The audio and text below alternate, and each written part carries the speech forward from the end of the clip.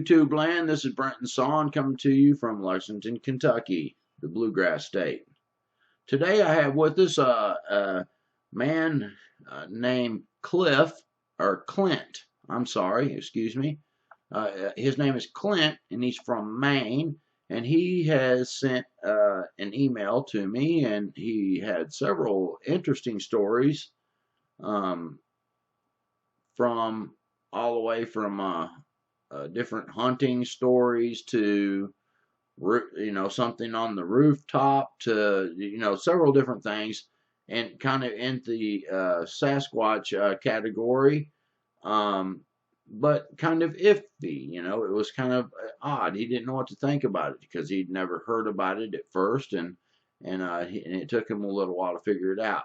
But anyway, we're going to talk to him about these encounters and kind of the progression of these encounters that he's had over time. And I'm going to leave some of it a little bit of a mystery toward the end.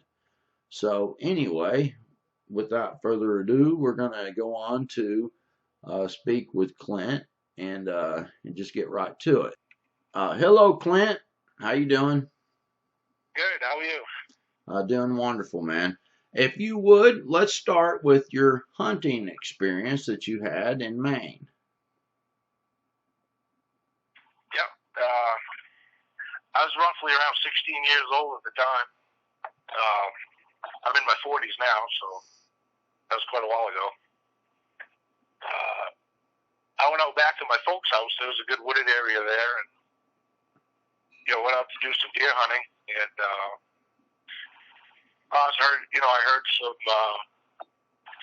rustling in the bushes.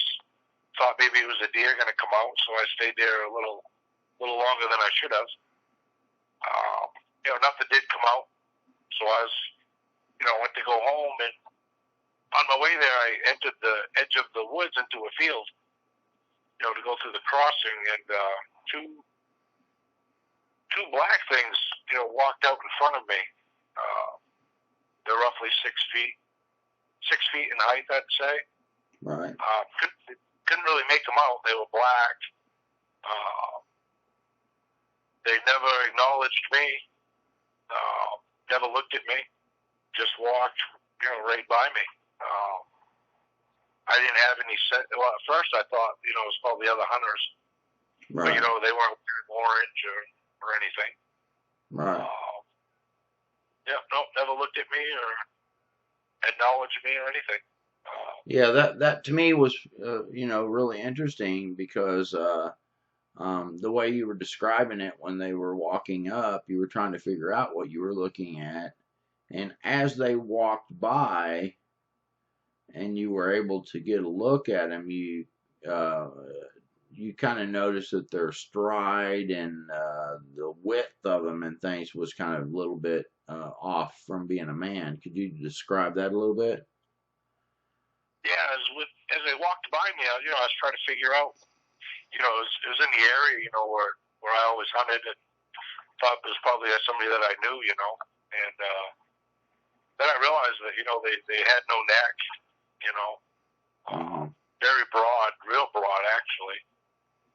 And Right. the fact that they weren't wearing any, orange or, any type of camouflage. It was just a black mass, and it was at dusk. I stayed in the woods longer than I should have. Right. So it was, hard to make out any facial features, at the time.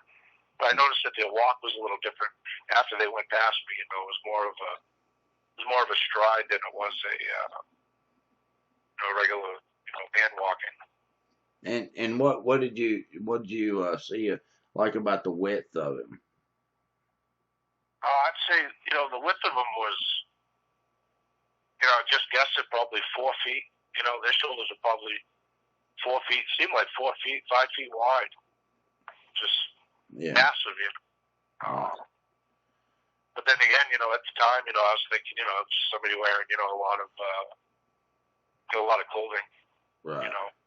Yeah, that's interesting. It was kind of interesting because it seemed like you almost had a progression of kind of figuring these things out, and because you weren't really sure what you had seen at that point. Um, because maybe someone was hunting and they had a big, huge, fluffy kind of winter jacket on or something. I mean, you do live in Maine, and it's possible. And if it was getting dark and it was um, cold, maybe someone was wearing something like that. But you did notice they weren't wearing hunter colors and things like that. If you Yeah. would, then let's talk about the haystack experience, because I thought that was really interesting. Yeah, this was probably, I was hunting in the fall, so it was the following years, the end of July, August, during hay season. Me and a couple of buddies of mine were walking, we're walking down the road, and there's a field right there that if we cross that field, it's kind of a shortcut to my folks' house. So we were going to take the shortcut, and we noticed it looked like hay bales, stacked up on the side. But my buddies thought that they saw them move, and I thought that they were, their eyes were playing tricks on them, and so I thought I'd be a little cocky, and I grabbed a switch there, a stick, and I started walking down toward them, and I was waving the stick, yelling, get out of here. And then I realized, just before I got to them, these things stood up. It was two big ones and a small one. And while I was in shock of, what is this? I see one of them grab like the little one, on the shoulder, bringing it toward him, and they never made a noise, never made a sound. They looked like what I had saw previously. They were black, 6 feet tall, probably, maybe 7. I don't really remember. It was so long ago. But I remember that they were broad and they started to walk away. And when I got my senses, I ran back up to the road. And, my buddies were pretty shook up, and, we took the long way home. They were so shook up that when we got to my folks' house, they wouldn't walk home. They called their parents up, come get them. So what were they saying that they thought that was? Well, at the time, we really didn't know. We didn't have we didn't know anything about any of that stuff back then. We had no idea. We just knew that it wasn't. It wasn't normal. We knew they weren't people. And we just took off. We're 16, maybe years old at the time. And but I tried to talk to them. Years after that, and none of them feel comfortable talking about it. They kind of, blow it off, like I did, like I don't, who knows what it was, Right. But kind of thing. Wow, that's interesting. So when you saw them stand up, when they turned or anything, did you ever get like a profile, or what was the most that you kind of got other than a silhouette? Because most of the time you seem to be like seeing them in the dark, where they just look dark, like a dark mass. Did you get? It seemed that way. Every time I saw them then was it was right at right at sunset, right when if you're on the road, you turn your headlights on, type thing. It's not dark, but yet it's not light. So you really couldn't. I couldn't make out their.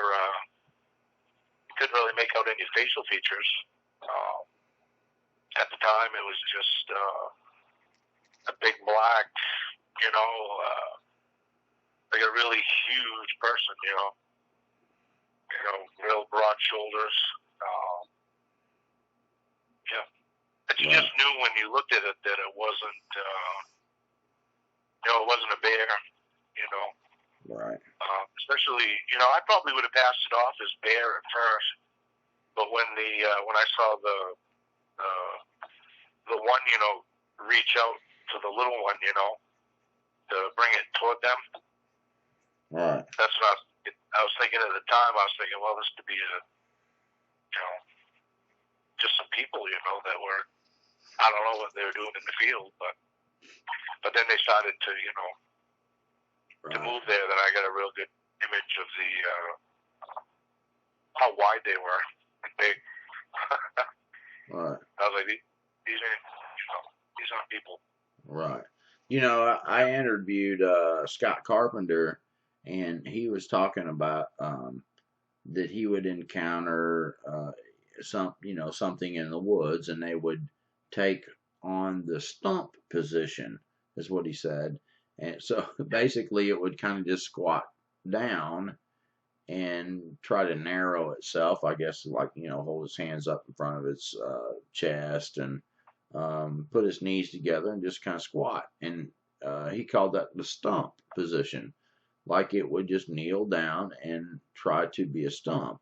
And many different encounters that I've had people tell me about, or even listen to on other people's programs, were someone saying that they thought they saw something that looked like a stump, but it moved, or it was perfectly still, and they were looking and trying to figure out what it was, and they blew it off, and then ended up looking back a little bit later, and that was gone.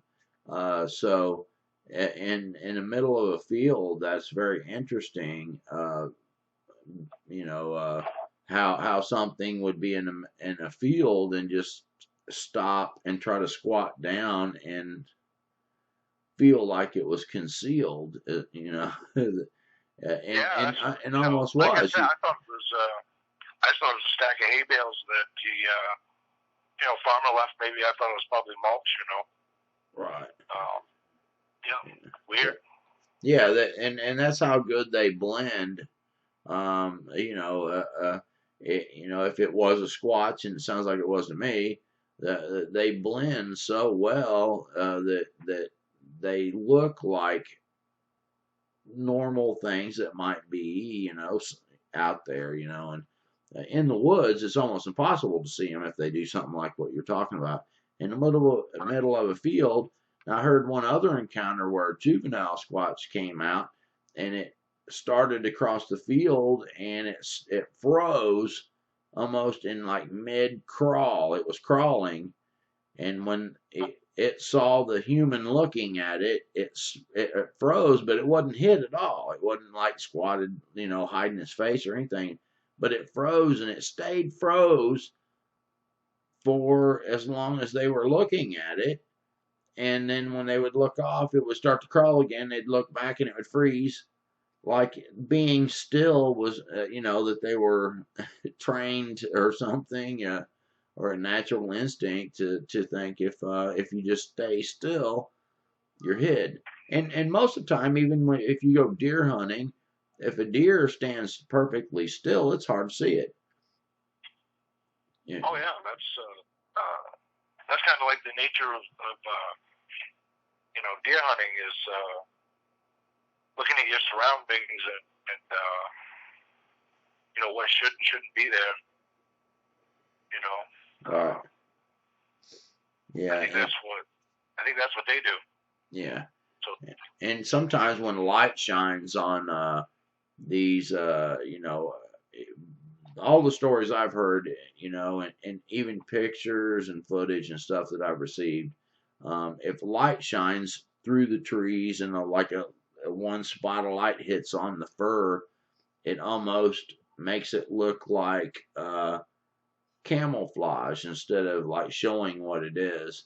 So they're very hard to spot in the woods for sure. And so telling what something is, it sounds like you're being cautious about what you were saying that it might be at first. And at that time, had you ever heard much about Bigfoot or anything like that, or? No, not at all. I didn't even, and if I did, it was TV stuff. fictitious, you know. Yeah, yeah. I think the Patterson film was the only thing I saw when I was a kid, and you know, we kind of all, you know, I saw it with my folks there. We kind of laughed it off. You know, we never thought any of that stuff was real or anything. Right. So it wasn't. So when I saw that, I didn't. You know, my Bigfoot never came to mind at all.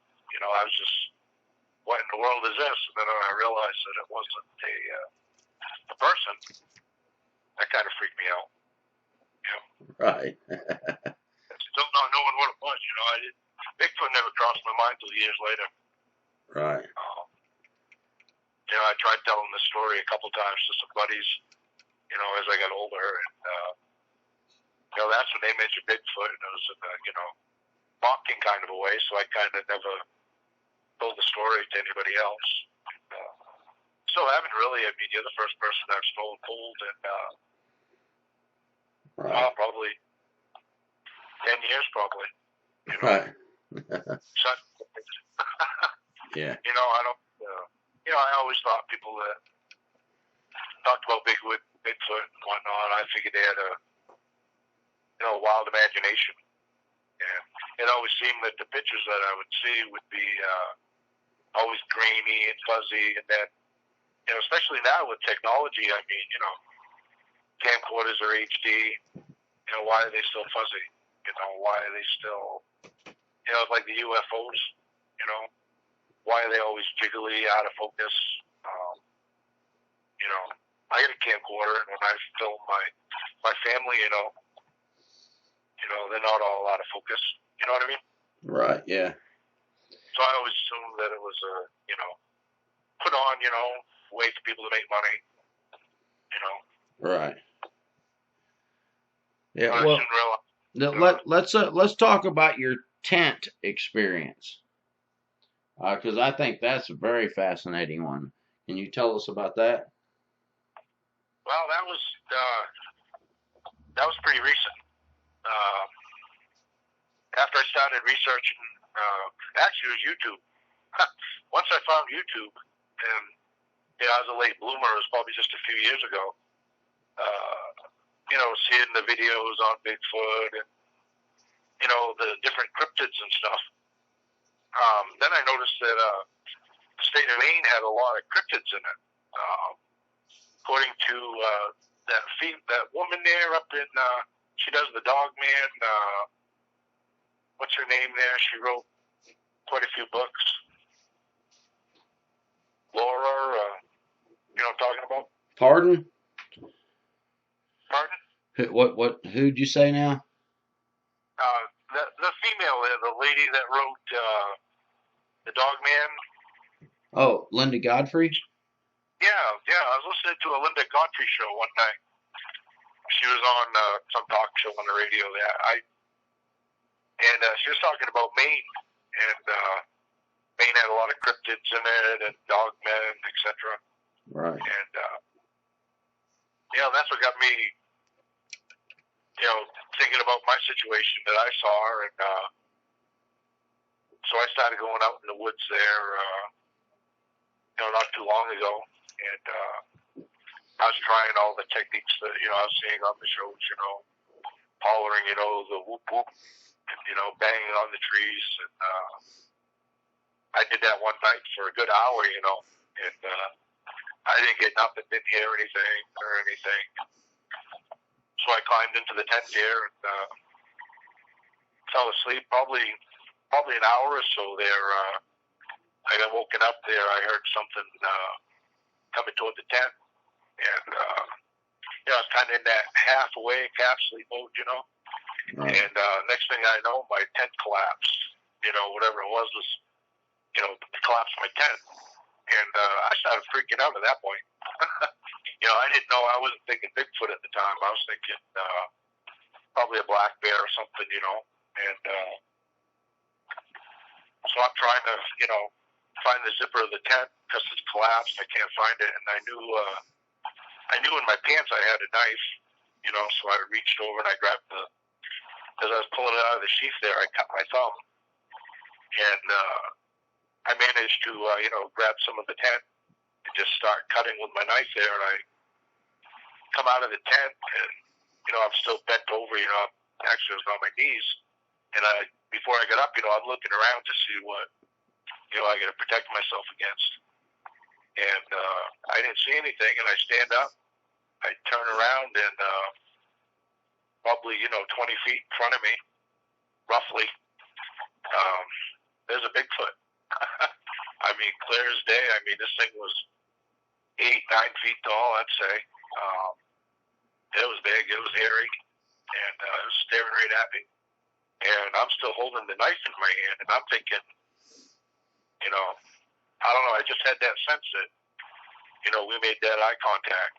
It was a full moon that night, close to a full moon. It was pretty light out, and All right. I was scared. I dropped my knife. I didn't want him to think that I was, aggressive or anything, and I just kept staring at him, and he's staring at me, and he kind of had a snarl there,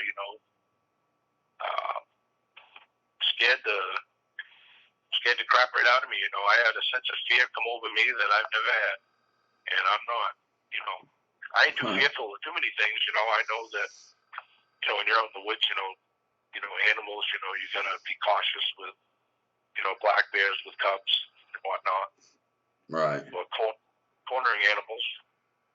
But this thing here, I mean, I just knew that, if he wanted to tear me apart, he could. And I couldn't move. I felt like I was paralyzed. I had all I could do just to loosen my fingers to drop the knife. And I dropped the knife. We stared at each other for, it seemed like an eternity to me, but it was probably just a few seconds. And he turned, walked away, and I'd say I still stood there for probably a good 5 minutes, or maybe even longer, making sure that I couldn't hear it again, Then it walked away, and then I just, I jumped in my truck, went home, didn't go back till the next day to get my stuff. Do you think maybe you were paralyzed just because of how huge it was, and you knew that a knife wasn't going to do anything any good? I don't know. I thought of that. I don't want to sound like a macho guy or anything. I think I'm a regular guy, and I think that I always felt if you're in confrontation, it's fight or flight. Right. And if you can't take something, like say to protect your family, I mean, you can always grab a chair or a stick or something that you know what I mean to protect yourself. Right. If that makes any sense. Yeah. I didn't. I didn't. No, I didn't. I didn't think I had even a lick of chance to even do anything with this guy. I just dropped my knife. I was like, you know what? I'm not a threat to you. And I don't know what it was. It was looking into his eyes. Yeah. His eyes was just, it just paralyzed me. I mean, I had a sense of fear that it's like I knew that if I tried something, it would, it just tear me apart. Yeah. Especially when it kind of snarled at me. Yeah. I think that's what got me. If it didn't snarl, I probably wouldn't have been so fearful, right, so to speak. But since it snarled, I just, something growls at you, that usually means back off. Yeah. Growling. Yeah, I wasn't gonna mess with it. Yeah. Yeah.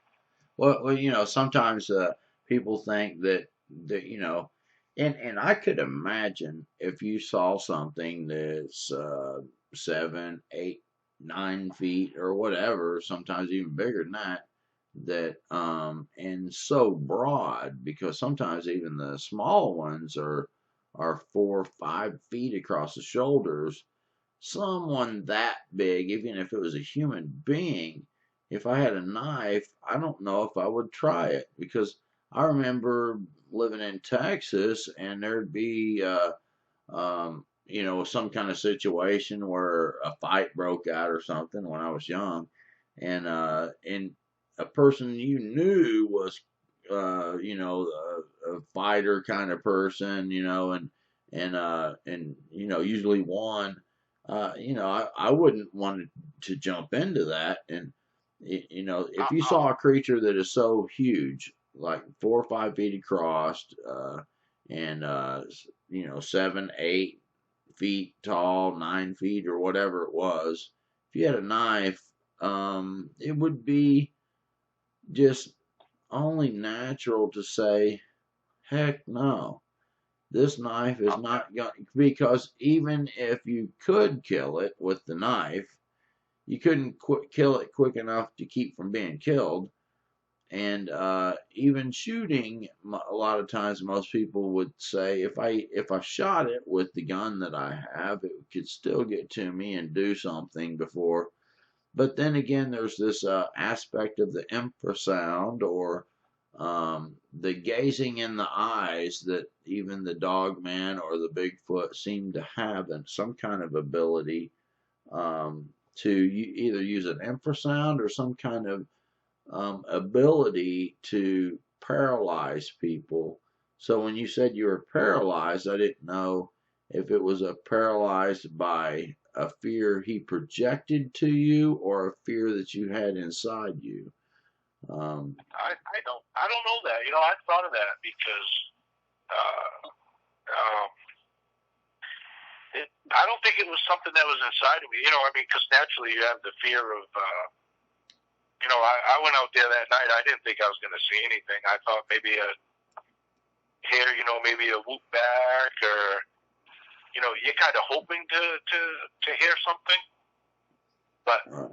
then when I actually saw something, and caved the dent in, that just that brought it from a level 1 right up to a 10. Scared the crap right out of me. But I think it was definitely when he was looking at me, I just that paralyzing fear that just you felt helpless. You really did. Right. Yeah. Yeah, I prayed. I Right. did. I was like, Lord, and it was like, right after I prayed, coincidence and all, it walked away. I did have the ability to loosen my hand to drop the knife. That took work. It Yeah. wasn't just a simple open my fingers. Right. It's like I got to get this out of my hand. It seems like they have. I It seems like there's some ability to project fear, though. Um, I did an interview yesterday where the guy had not seen anything. He had heard a few things, and he didn't even know what the heck was going on, or he didn't know what it was. It wasn't any sound that was necessarily scary or anything. He heard some sounds and stuff cracking around, and like a gurgling type sound, and but he said all of a sudden I had this feeling that I was being watched, and he said I never have had this in my lifetime, but I started praying to ask the Lord to protect me, and it was like beyond any normal type thing. I mean, have you ever went to the zoo and had a lion look at you and you felt like something was looking at you and you need to pray? Or we go by the bear cage and it looked at you. Did you feel like no regular animal is able to project fear at you? So I was wondering about his encounter. Um, why is it that he had something looking at him? He didn't even know anything was looking at him at the time, but he was so fearful and never has been fearful in his life like that, but that he had to start praying. And later on, he found out that there was something looking at him. But in his case, it wasn't even what he thought it was. It was something else that was looking at him that he ended up encountering a little bit later. So, but anyway, it's a really interesting story.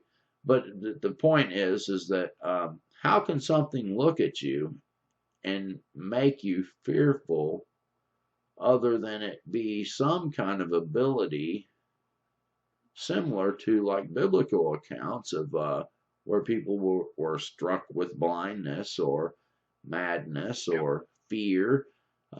People in the Bible were struck with fear, and and it drove them out from before them. The Israel or whoever, in the scriptures. So there was an ability that the angelic beings had to come down and smote people and drive them out of the land, and then the Israel could come in and inhabit the land without having to dig the wells and things like that. So anyway, that it seems sometimes in some of these cases there are similarities, and I know that there's a lot of people who don't like that kind of comparison, but there are some similarities. I believe that. I believe that. Yeah, I mean, I can't prove it, but it's controversial. But I do believe that that type of fear is only the fear that so the Bible say that the devil's the founder of fear, Right. or the spirit of fear. I don't. That's what I equated it to, was a numbing fear that it wasn't natural. Yeah. I've been, for example, I remember when I was a kid there, we were playing down by the river, and there was this long rock that kind of, if you slipped, you'd slide right into the river. But you had to walk across this rock, kind of like laying on it, getting your footing just right. Yeah. Well, I got halfway across the rock, and then I realized that, I don't know how to swim. And if I slipped, I'm going to go into the river. And I remember my foot started shaking because, I started getting scared, and I was afraid that, if I slipped, I'd fall into the river, and drown. And that was about as scared as I ever got. And, that's a scared of drowning, dying. Right. And this fear that I had this time had nothing. No comparison. Not at all. Yeah. Right. Yeah. I think they're Nephilim, I think that they're a hybrid. Yeah. That they carry on some of those genes of, whatever you want to call it, angelic or something. Right. I think that's what it is. I don't know for sure, but it makes the most sense that I come up with. Yeah, and that's as good a theory as any because no one has any more evidence. Actually, the physical evidence has kind of shown that it could match that theory quite well. And other than that, I guess we'll have to wait for the Lord to return, before we can know. But it seems to me that the evidence matches that theory, and unless you don't subscribe to that theory, and then you have to come up with something else for yourself. But right. And why is it now? I mean, if you look at it at a biblical point, I guess. Say we are into the end times. I have no idea if we are or not. But say if we were, we're getting an awful lot of activity as far as, the UFOs. And then all of a sudden within the last 5-10 years, Christians have been, coming forward and saying, the alien deception, how it can, affect the New World Order, all that stuff, there's just a lot of activity right now. It's just kind of, it's not scary, but it's scary as far as, what are we really entering into, Are the times of Noah really going to be, are these things going to come out from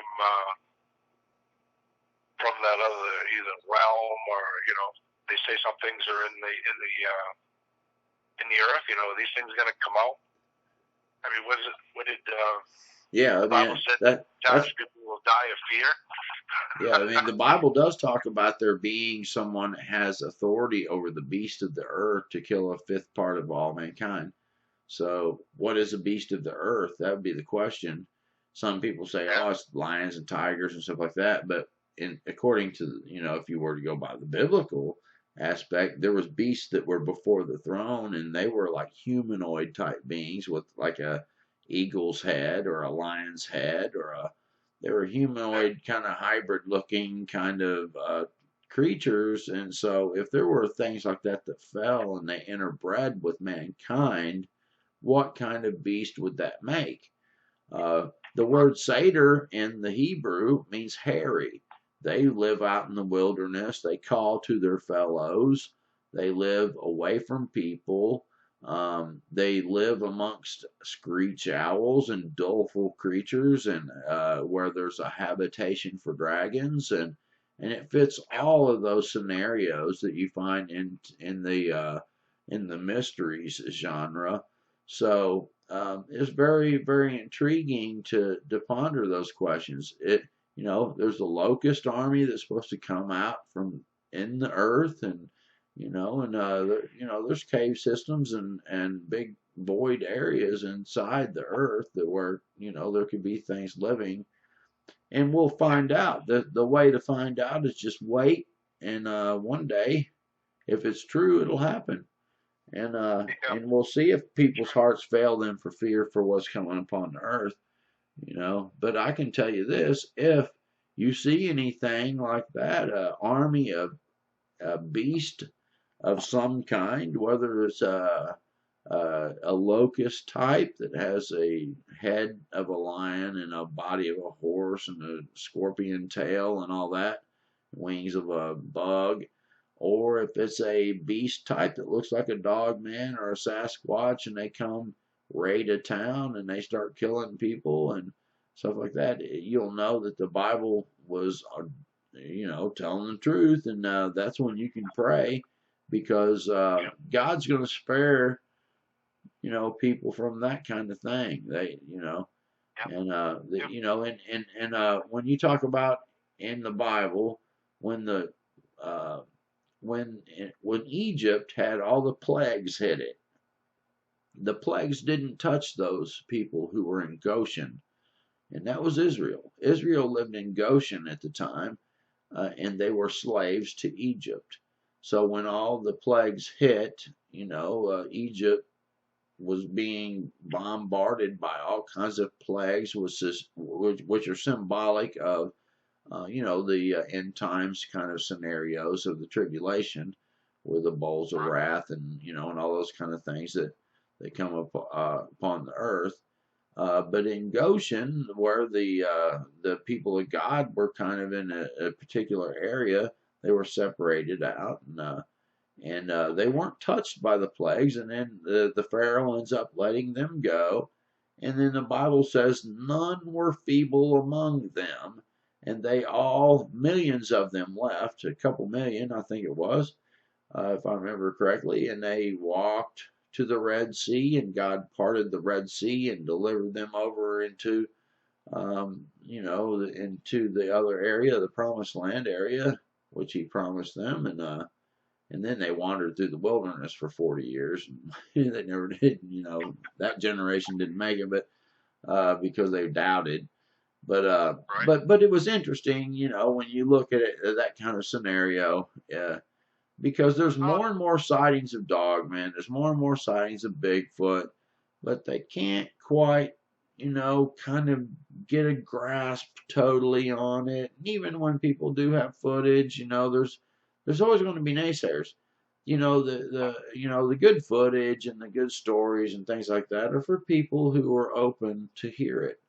And the things that you tell here are fascinating type stories, and people are going to believe what they're going to believe. You give what evidence that you have, and people will believe it or not.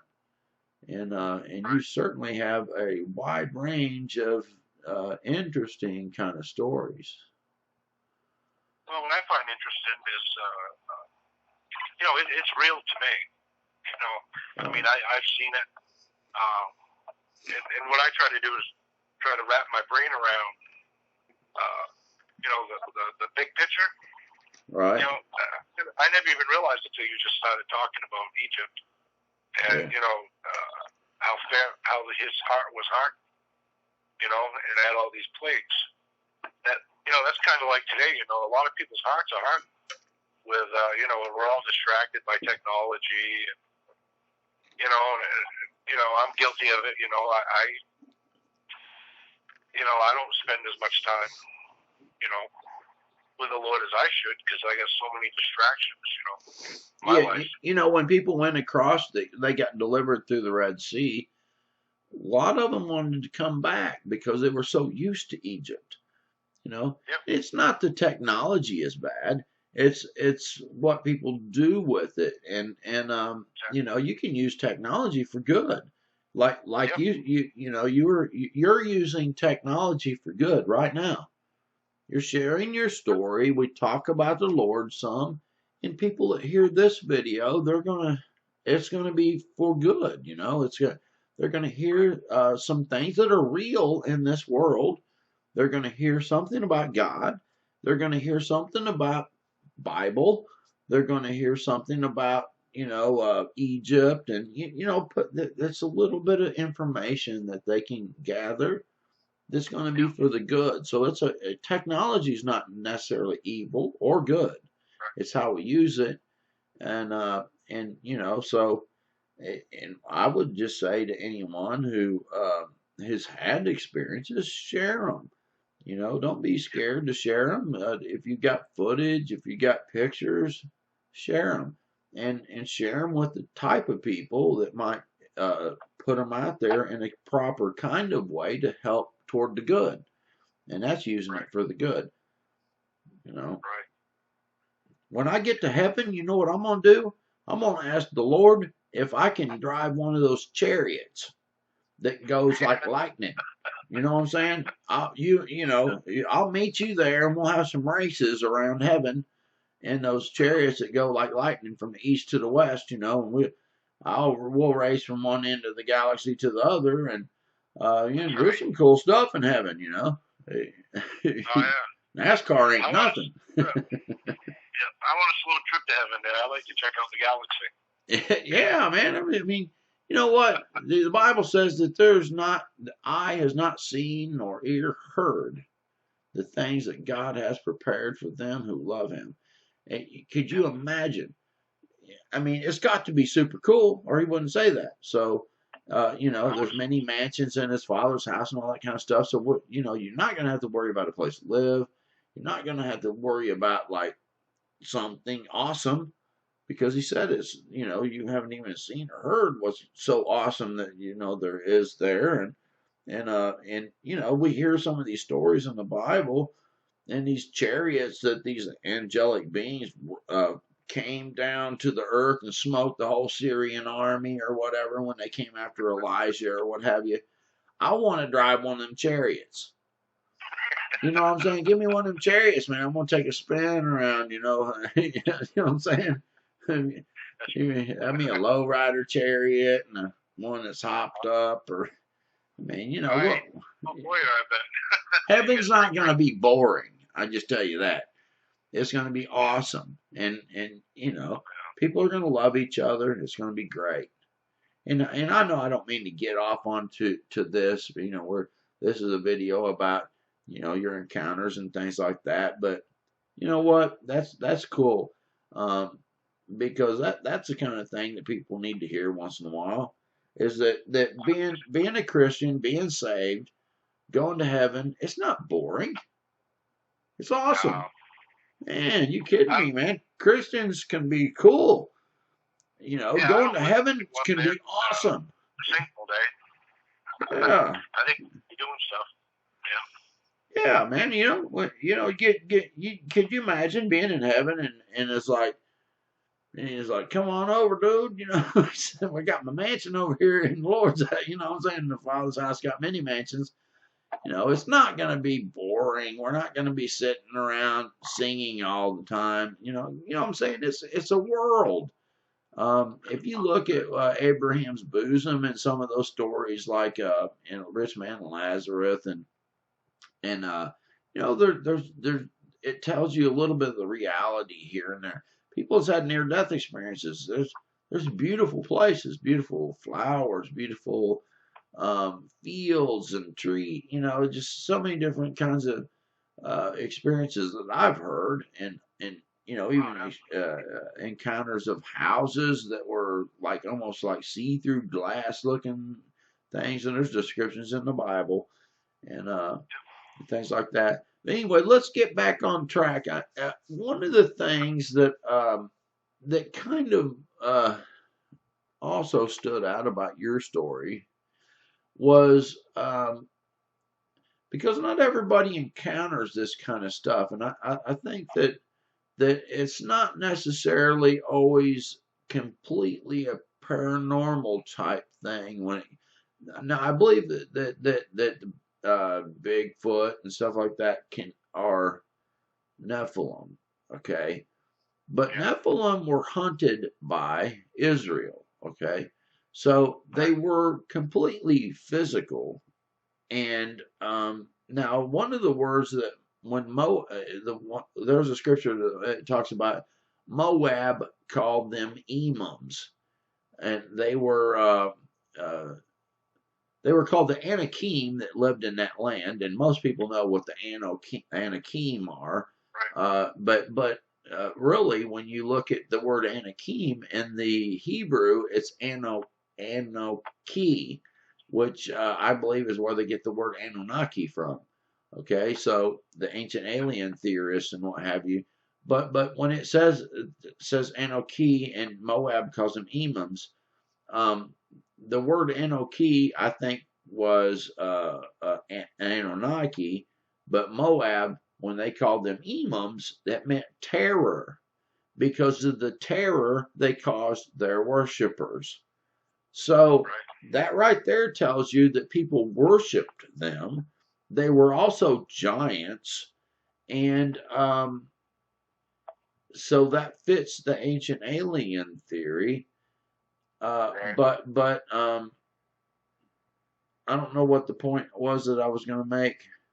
I don't know what I was trying to make a point there. Now I got off on a sidetrack trying to give all the details. What were we talking about? Paranormal. Yeah. Okay, so yeah, I was talking. Yeah, so we'll bring it back to beings that are physical, and because when we say paranormal, we don't sometimes think physical. That's the point.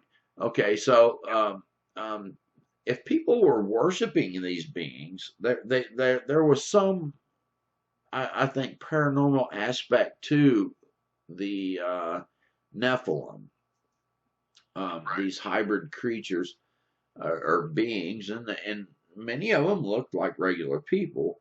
They were just giants. Now, there's some debate and stuff about Esau and Jacob, because Esau was so hairy that he tricked his dad into blessing him, with a goat fur. I mean, are you so hairy that you could put a piece of goat skin on your arm and trick your dad? But anyway, so when it comes to paranormal activity, I try to be careful about linking some types of paranormal to the Bigfoot, the Nephilim category of it. But when you were growing up, you had paranormal activity around your house. Is that correct? Yep.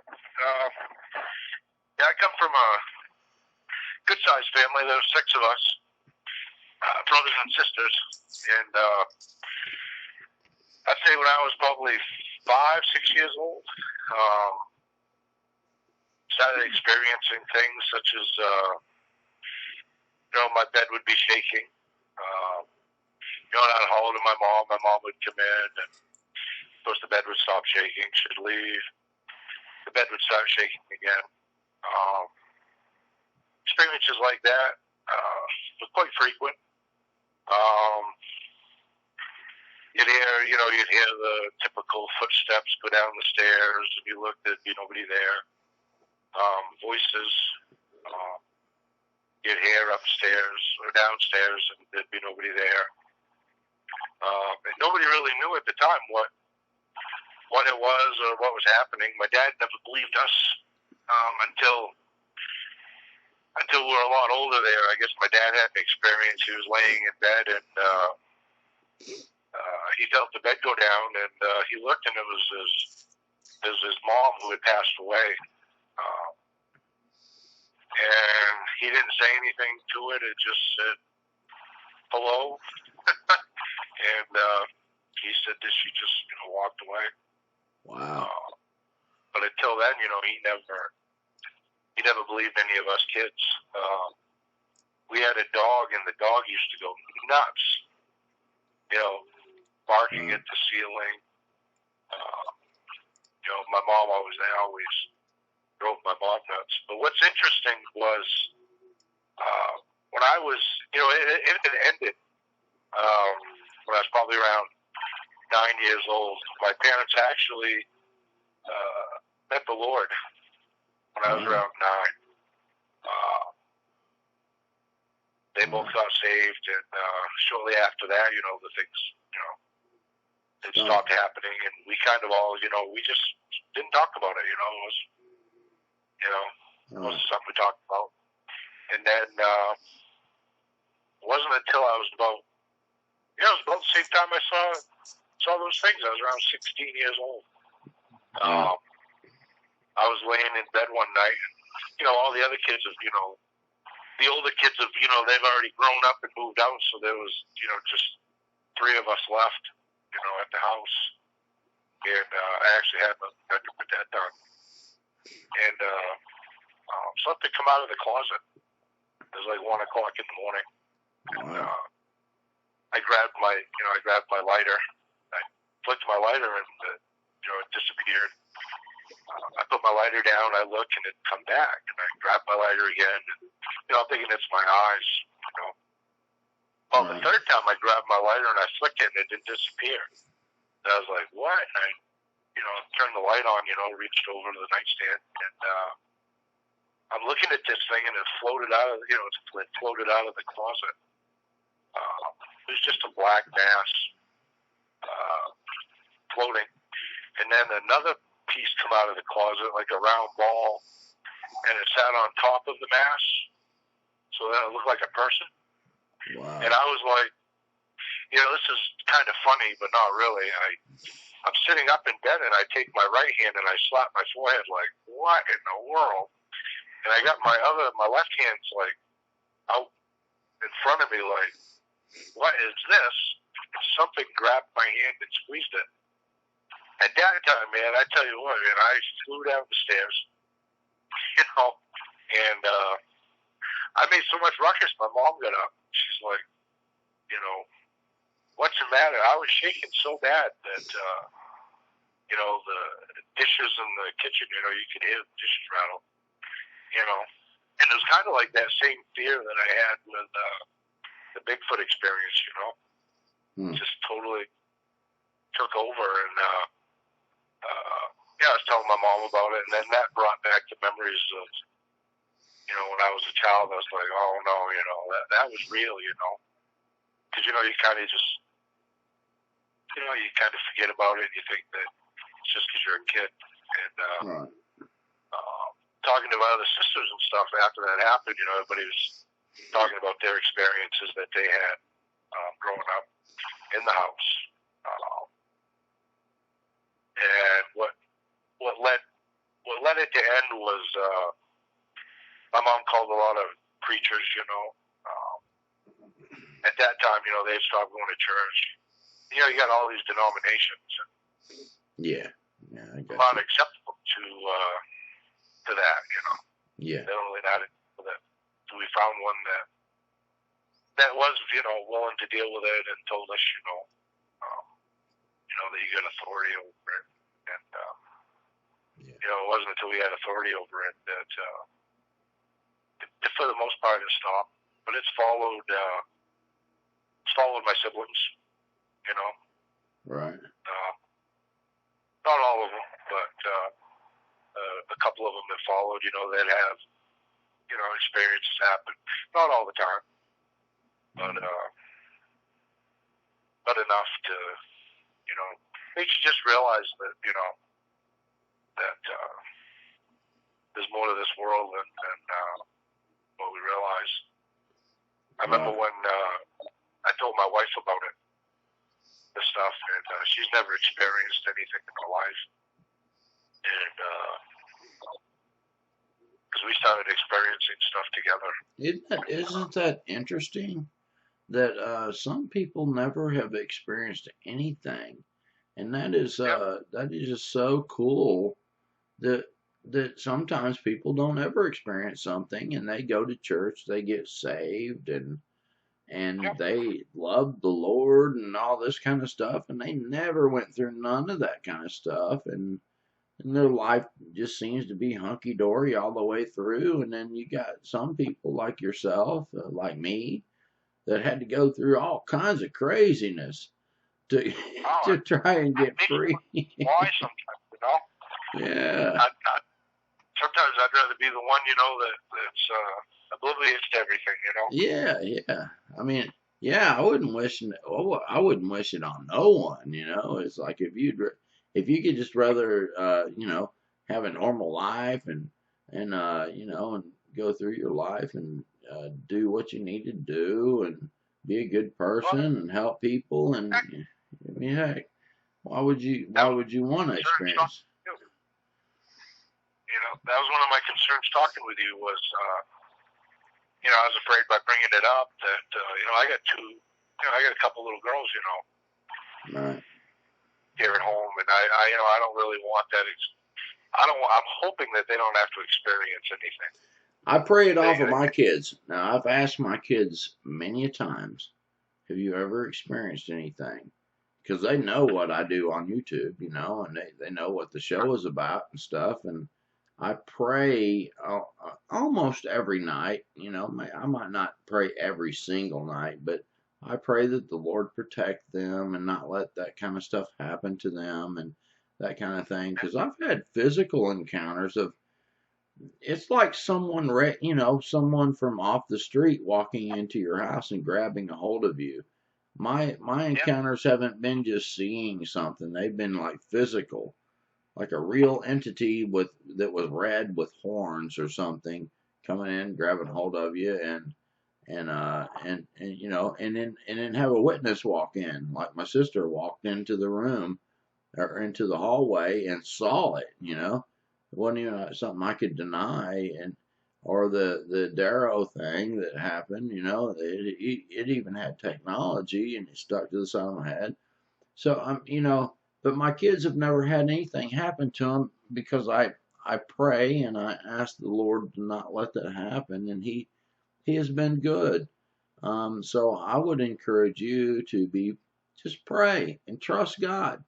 He doesn't want that kind of stuff to happen. And I'm not perfect, believe that. If you could find a flaw and that's an open door to get in, they would have been in many a times, but they can't come in because the Lord doesn't will it. And nevertheless, my since I'm not saved by my works, then somehow or another my works isn't going to be something that the devil can use against me, I guess, and attack my children. I am in faith that I have a good shepherd. Right. I talk to people about this sometimes. If your shepherd is good, he's not going to let wolves into the sheepfold. So, but you have to be in faith about that, and so I would encourage you to just believe that you can pray over your house, pray over your children, pray over your wife, pray over yourself, and trust God. And that's all you got to do, and just believe it. And I try, like I told you, I work.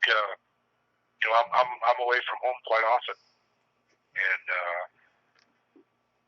but that's why it kind of concerned me, talking with you. Right. But I just, I felt, I felt compelled to do so, and maybe there's some, I guess what I'm looking for out of this experience with talking with you is, I'm looking for answers. I'm looking for, the big question, that I'm sure you have is why? Why did you see what you saw, Mm-hmm. and some don't see it, I think everything is for a reason. I don't think anything's by chance. Right. So, I mean, I don't know, I'm hoping that, I'm hoping to learn something out of this, I'm hoping, I like the anonymity. I like the fact that, I mean, I don't care if people say, oh, this guy's crazy, he didn't see this stuff. Fine, but I want to find the person that says, hey, you know what? I've had this happen, and this is what. Yeah. Well, maybe I can learn something from it. Maybe I can, there is a bigger picture out there. Yeah, yeah. And look at,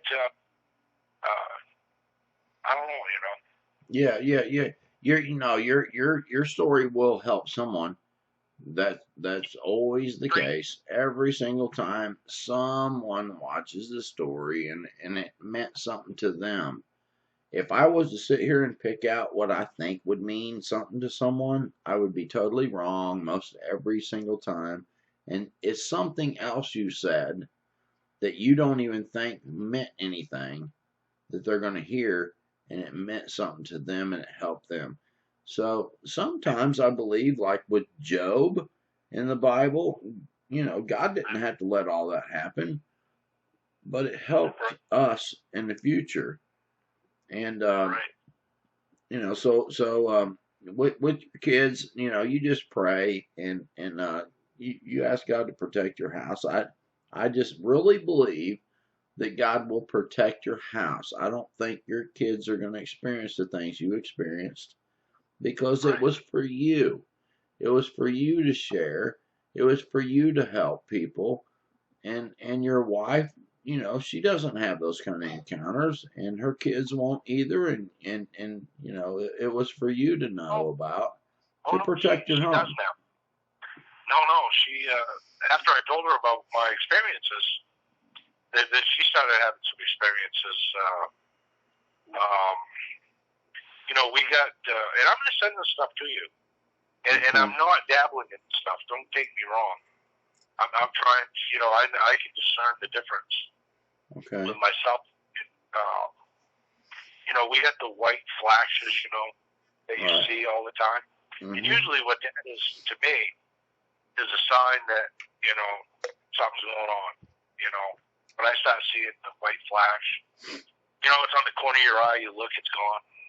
Right. And my wife, she started seeing that. And I never told her about it. She'd be like, did you ever see these white flashes and you look and they're gone? And I'm like, yeah, and then usually it progresses from there. It, she heard, I didn't hear it, but she went to bed one night and, heard growling, up in the attic area. And that really scared the, that shook her up pretty hard, That's when, we had to sit down and I had to explain to her, what was going on with some of the stuff that I saw. And it was getting to the point where it was starting to get physical as far as, this is stuff I didn't really want to talk about, but, the scratches, the touching. I don't like, I can see things and hear things. And, I know that he who's in me is stronger than he who's in the world. But when things start touching me, man, I don't like that. I'll lay in bed there, and I think the worst thing I ever felt was, it felt like something was in my mattress. Like it just shot from my head all the way to my toes, like it crawled through the mattress. And I was like, and I got up, and I was like, so mad that, you know. Right. But I know it sounds crazy, but No, it's not crazy. so I started turning on the camcorder, you know, because I just learned what it was. I never knew about this stuff till just recently. Sleep paralysis. Right. I'll be awakened like numerous times in the middle of the night for no reason, and I thought it was just being overtired. I have a hard job that I do, and it requires I need my sleep. If I don't get my sleep, it can be dangerous for me, doing my job. And it wasn't until just recently that I woke up and I was able to catch something, I thought I saw somebody standing there, and I wasn't sure. And then I saw a video on, I was just searching YouTube and went into the weird part of YouTube. And they talked about sleep paralysis, on how, some demons will, they torment you while you're sleeping, just keep waking you up. Yeah. And so I started videotaping while I was sleeping. I turned the camcorder on. And I'll send you some of that footage, You'll see the fog, will come in, above my bed. Yeah. And, it shows me wake up. This weird stuff, man, I'm telling you, and I never, like I said, I never shared this with anybody. But when I started searching on, the YouTube, Right. I was like, these people are experiencing this too. And I know we can overcome all this, through Christ. Right. Sometimes it, I think the craziest thing, I know I keep rambling, but the craziest thing that happened to me when I was a kid was, this is kind of funny. I had a teddy bear when I was like 5 years old or whatever. And it was Smokey the Bear, Smokey the Bear. Yeah. And my bed was up against the wall, so I'd put Smokey on the edge of the bed, where you climb in. And so I figured, the monsters would get in first, right? Right. But I'd pray, I would pray that, God would save Smokey, I know it sounds crazy, but, It's all but I right. used to see just nasty little things, in the bedroom. Little monsters, that's what I used to call them. Just weird figures of, like little lizard people, elves, things like that. I'd see running across my floor, and they'd be laughing at me, and I'd be hollering to my mom, And, well, I used to pray every night, that these monsters wouldn't get me. And I'd be scared to death to go to bed at night. And one night, this is crazy, one night I'm praying, and I'm up late for some reason, my parents were all in bed.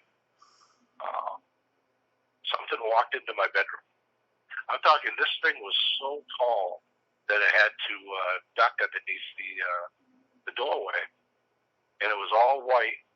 I wasn't scared of it,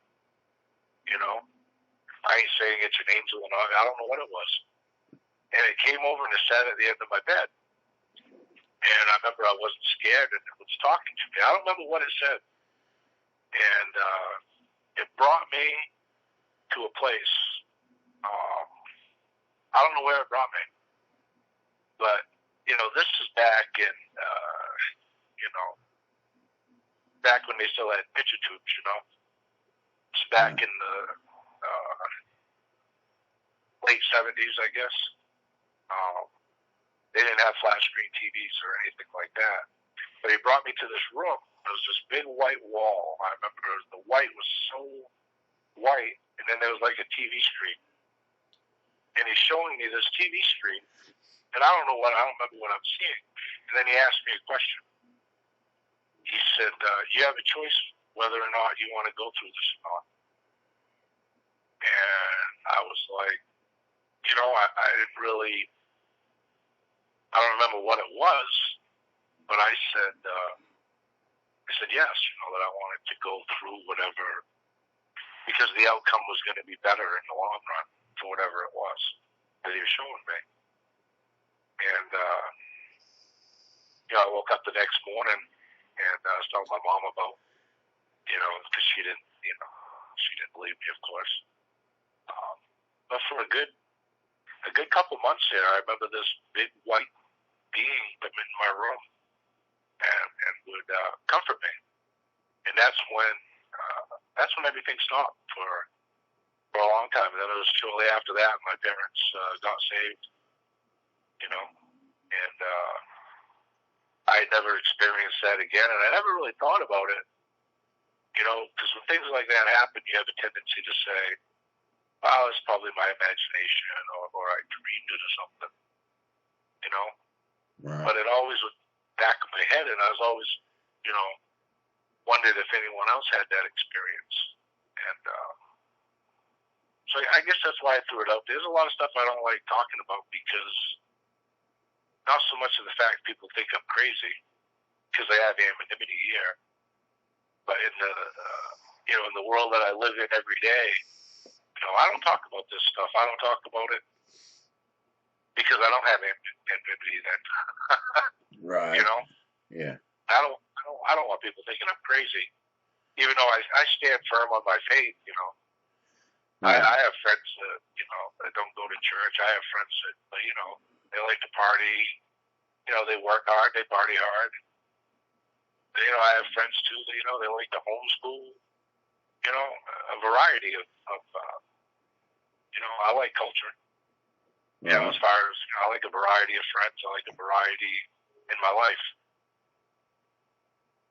But I have questions. I really, this time in my life, I'm really looking for some answers.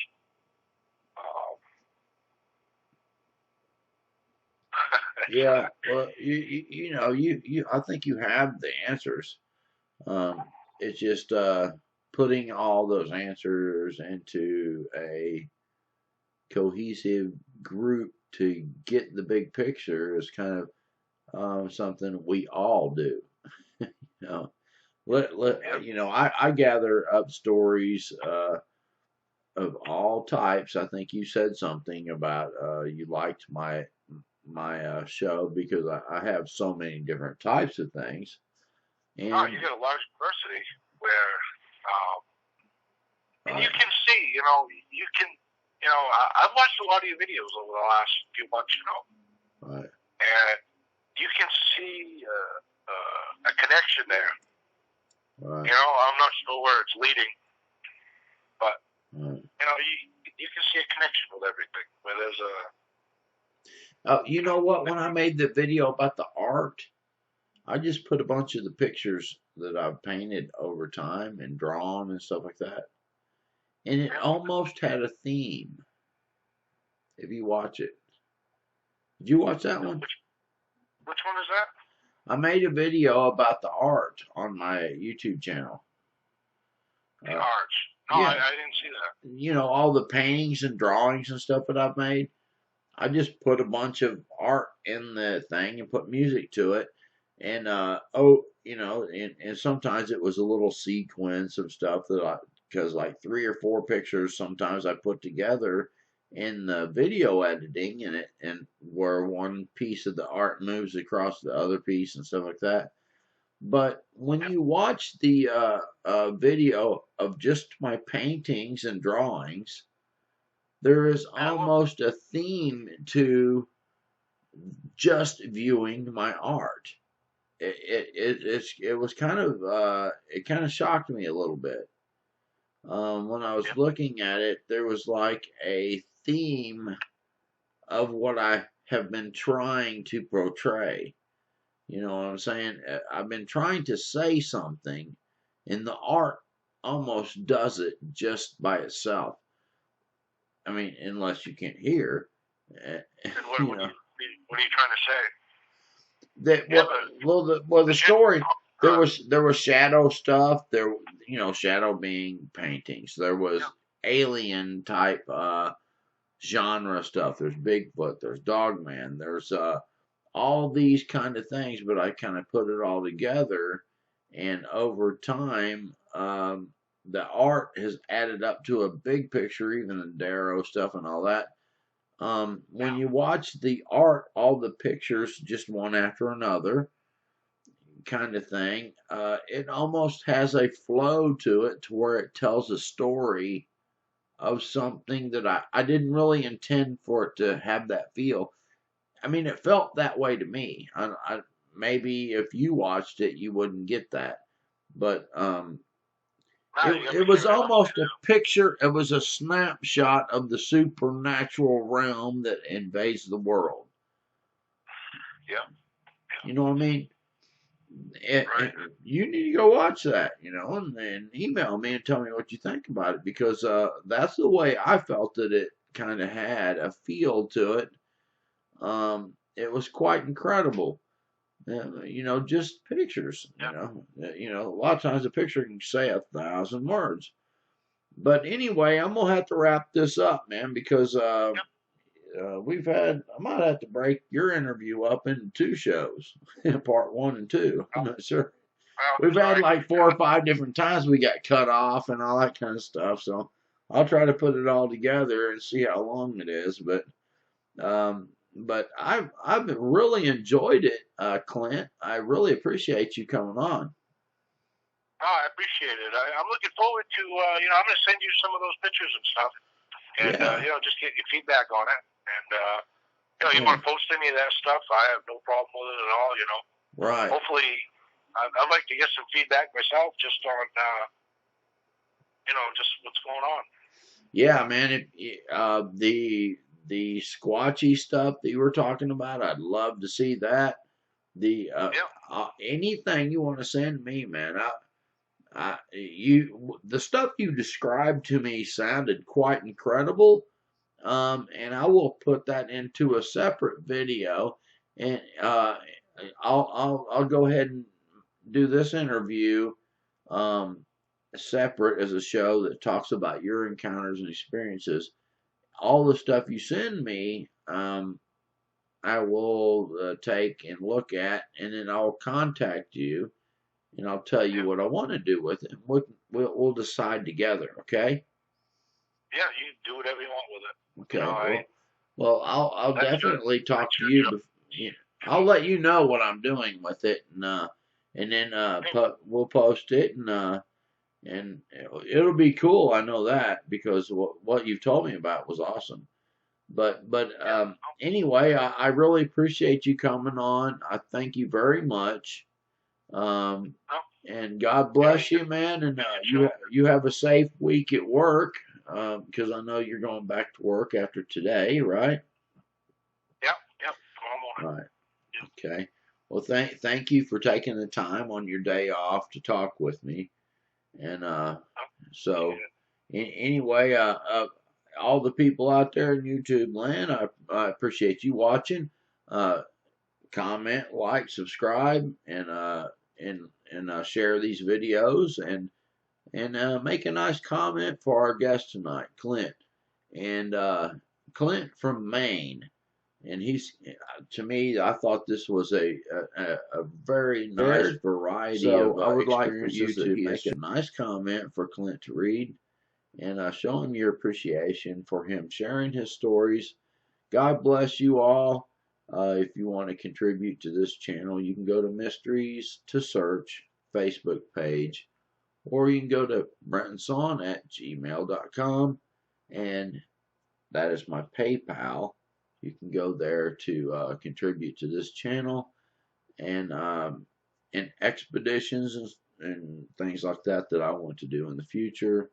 All that will be used towards continuing to do what I do here, bringing you shows and stories and encounters and things like that are interesting and we can learn from. So God bless you, and I'll see you on the next video. Bye-bye.